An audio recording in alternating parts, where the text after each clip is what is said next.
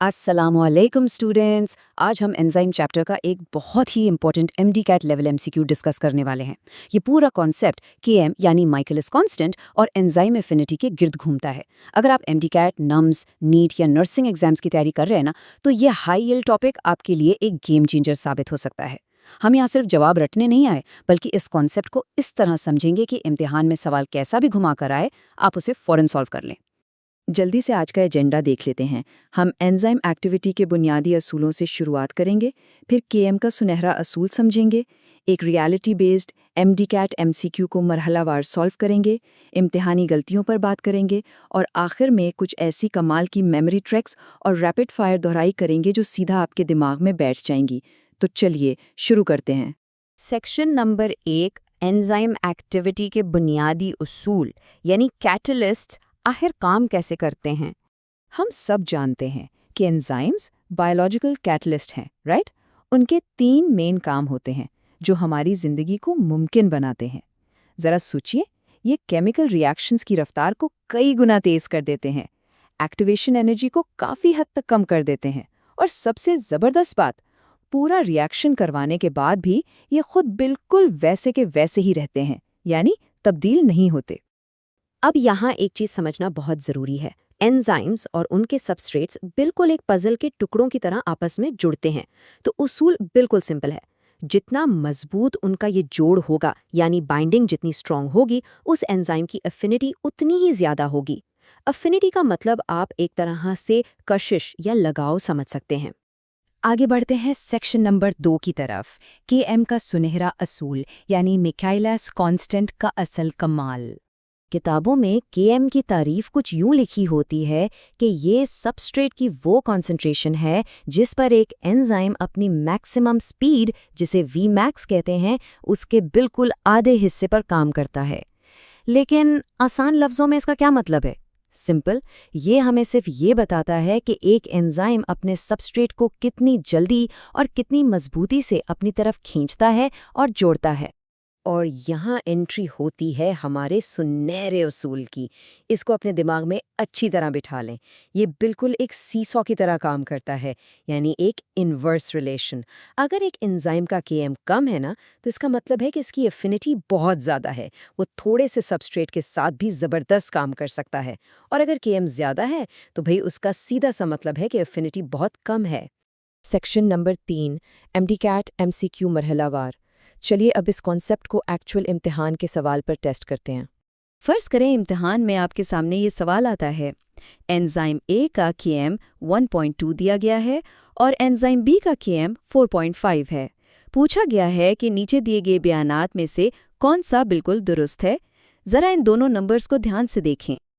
हम इस पूरे सवाल को लॉजिक के साथ ब्रेक डाउन करेंगे। पहला स्टेप, नंबर्स का मुवाजना करें। 1.2 जाहिर है 4.5 से छोटा है, राइट? तो इसमें कोई शक नहीं कि एंजाइम ए का केएम कम है। अब बारी आती है हमारे सुनहरे उसूल को अप्लाई करने की। चलें ऑप्शंस देखते हैं। ऑप्शन ए कह रहा है कि एंजाइम ए की अफिनिटी ज़्यादा है और केएम कम है। अपना असूल याद करें, लो केएम इक्वल्स हाई अफिनिटी। तो ये स्टेटमेंट तो बिल्कुल परफेक्टली मेक सेंस करता है। हम पूरे यकीन से कह सकते हैं कि ऑप्शन ए दुरुस्त है। ऑप्शन बी को तो आप पढ़ते ही क्रॉस कर दें, क्योंकि ज़्यादा केएम के साथ ज़्यादा अफिनिटी तो हो ही नहीं सकती। लेकिन ज़रा ऑप्शन सी पर गौर करें। एंजाइम बी की अफिनिटी कम है, इसलिए इसे ज़्यादा सबस्ट्रेट की ज़रूरत है। ये बात बिल्कुल 100% सच है। कमज़ोर बाइंडिंग का मतलब ही यही है कि एंजाइम को अपना काम करने के लिए और ज़्यादा मॉलिक्यूल्स चाहिए होंगे। तो इस मरहलावार तजिए के बाद हम किस नतीजे पर पहुंचे? चूंकि स्टेटमेंट ए और स्टेटमेंट सी दोनों हकीकत पर मबनी और बिल्कुल दुरुस्त हैं, इसलिए हमारा फाइनल करेक्ट आंसर बनेगा ऑप्शन ए, यानी ए और सी दोनों। देखा, कॉन्सेप्ट क्लियर हो तो जवाब खुद ब खुद सामने आ जाता है। सेक्शन नंबर 4, इम्तिहानी गलतियों से बचना। अब बात करते हैं उन गलतियों की जो आपके कीमती मार्क्स कटवा सकती हैं। एग्जामिनर्स को अच्छी तरह मालूम होता है कि स्टूडेंट्स कहाँ फंसते हैं। एक बहुत ही आम गलतफहमी यह है कि शायद ज़्यादा केएम का मतलब एक ताकतवर या स्ट्रॉन्ग एंजाइम होता है। ये बिल्कुल गलत है। याद रखिए कि एम किसी एंजाइम की मजमूई ताकत की कोई पैमाइश नहीं है, बल्कि ये सख्ती से सिर्फ और सिर्फ सबस्ट्रेट के साथ उसके लगाव यानी एफिनिटी को नापता है। इस ट्रैप में कभी मत फंसिएगा। सेक्शन नंबर 5, जल्दी याद रखने के तरीके यानी वो एग्जाम शॉर्टकट्स जो टाइम बचाएंगे। ये एक बहुत ही कमाल की ट्रिक है। बस इंग्लिश के हरूफ L और H को याद रखें। लो केएम शुरू होता है L से, जिसका मतलब है कि ये अपने सबस्ट्रेट से लव्स करता है यानी मोहब्बत करता है, और हाई केएम शुरू होता है H से, जिसका मतलब है कि ये हार्डली यानी बहुत मुश्किल से जुड़ता है। Low means loves, high means hardly. कितना सिंपल है ना? ये रिवीजन टेबल इस पूरे एक्सप्लेनर की जान है। एक ही नज़र में पूरी कहानी क्लियर हो जाती है। कम केएम का मतलब ज़्यादा एफिनिटी, और इसे काम करने के लिए बिल्कुल थोड़ा सा सबस्ट्रेट चाहिए, जबकि ज़्यादा केएम का मतलब है कम एफिनिटी, और इसे अपना टारगेट पूरा करने के लिए बहुत ज़्यादा सबस्ट्रेट चाहिए। ये टेबल इम्तिहान से पहले ज़रूर जहन में रखिएगा।